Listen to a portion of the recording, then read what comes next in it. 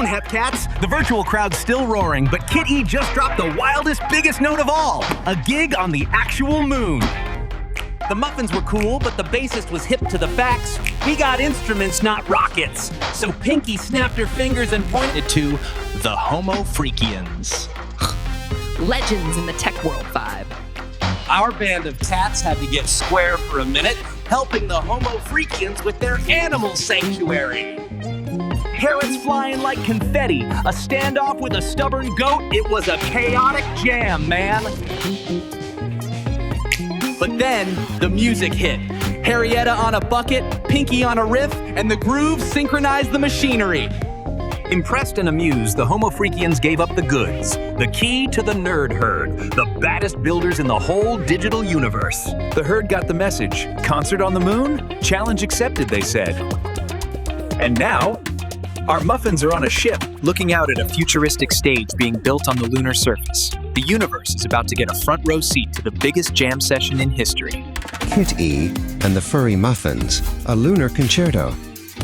Kitt-E and the Furry Muffins were the biggest band in the Metaverse.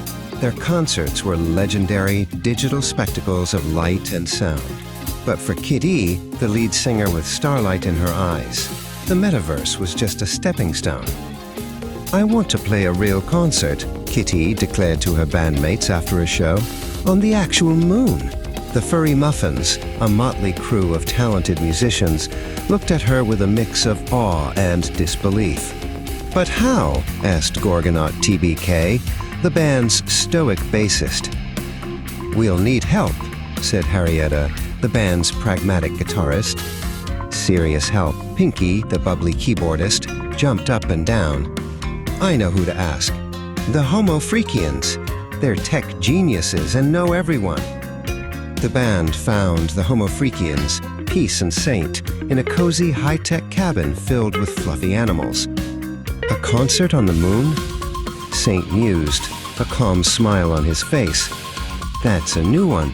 Peace, her eyes twinkling, added, "We know the perfect people for the job, but first, you have to help us with a little project of our own." The little project was to build an automated feeding system for their animal sanctuary. The band, more used to digital interfaces than wrenches and wires, found themselves in a series of comical mishaps. Blueberry, the drummer, accidentally programmed a food dispenser to launch carrots like confetti. Then, an idea sparked. Harrietta started a beat on a nearby bucket, and Pinky joined in with a catchy riff on her guitar. The band turned the chaotic assembly into a rhythmic jam session, their music guiding the farm bots and synchronizing the machinery. Impressed and amused, the HomoFreakians upheld their end of the bargain. "The nerd herd," Saint said, handing Kitt-E a glowing data chip. "They're the best builders in the Metaverse. This will get you to their hidden server."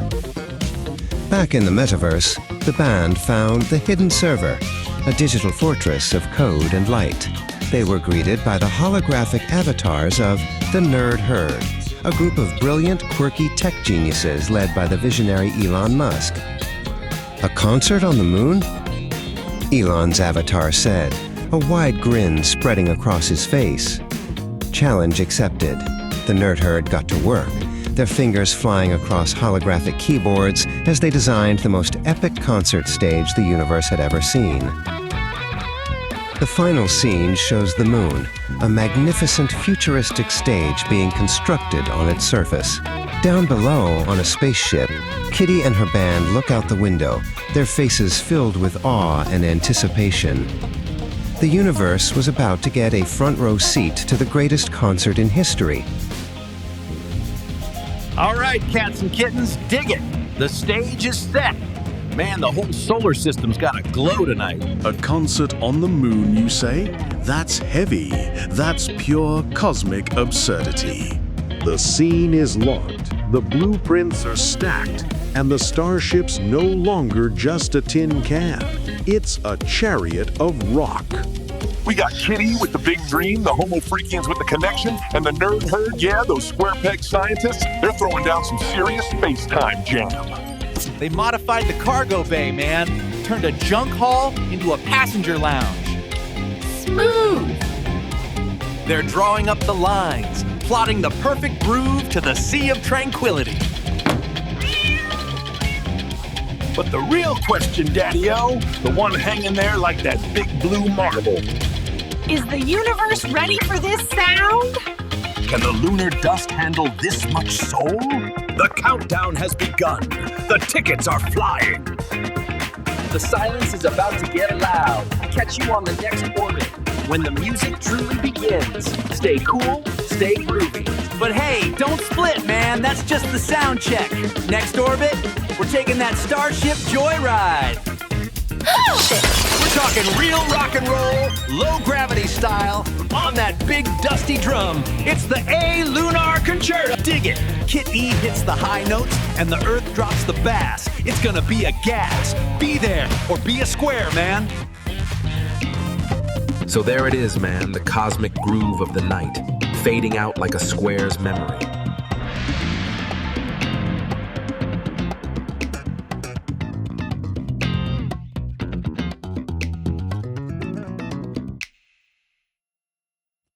So go ahead, like what you heard, subscribe to the flow, and yeah, go ahead and ring the bell, man, so you never miss another beat when we drop a new transmission.